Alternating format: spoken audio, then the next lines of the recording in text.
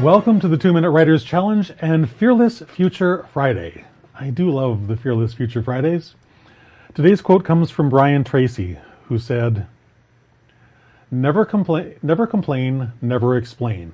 Resist the temptation to defend yourself or make excuses. That is such... I love Brian Tracy for a whole host of reasons. This particular quote is just one of many. Hi there, my name is Christopher Diarmani, and it is my pleasure, my purpose, and my passion to empower aspiring Christian nonfiction writers to share their trauma to triumph journey using a complete, detailed roadmap for writing success. Because it makes writing and publishing your book, making the impact you were born to make, so easy. Simple system. And to Brian Tracy's quote here, victims complain. They're always complaining. I got a phone call from someone yesterday who, I won't get into it, but it was hard to hear because all they could do was blame everybody else. Victims will do exactly what this person was doing. They will explain the myriad reasons why they can't possibly do it. They couldn't possibly succeed because it's always someone else's fault. They permit circumstance to take command over their life. Victors simply do the work required to succeed. Someone puts up a roadblock, you go over it, around it, under it, through it. Victors always find a way to get to the other side, to succeed. The human nature seems to be that by default we love to complain and explain because we don't want to take responsibility for our life. We don't want to take responsibility for our actions.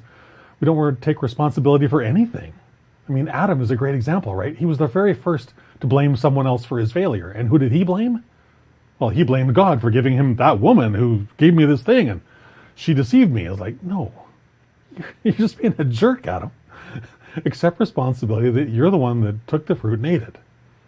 Likewise, we have to take that same responsibility in our own life. If something's not going the way we want, the way we desire, the way we intend, we have to look in here first.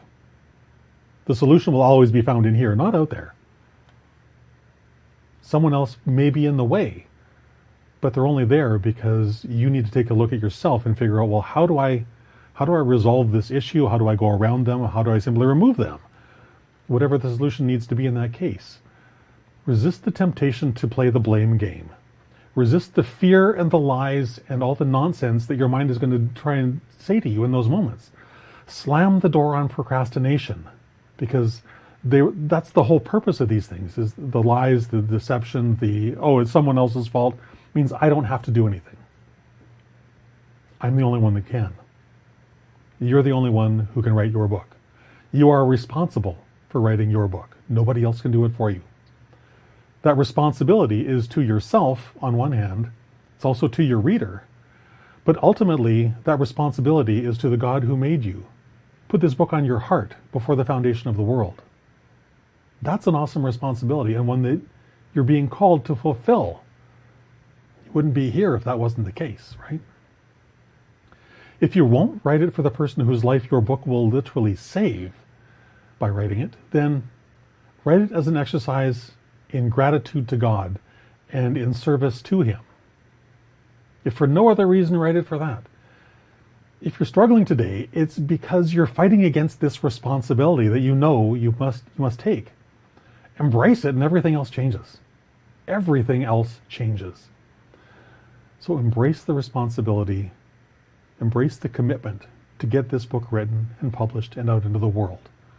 And then watch with amazement the impact that God will make in your life through that book.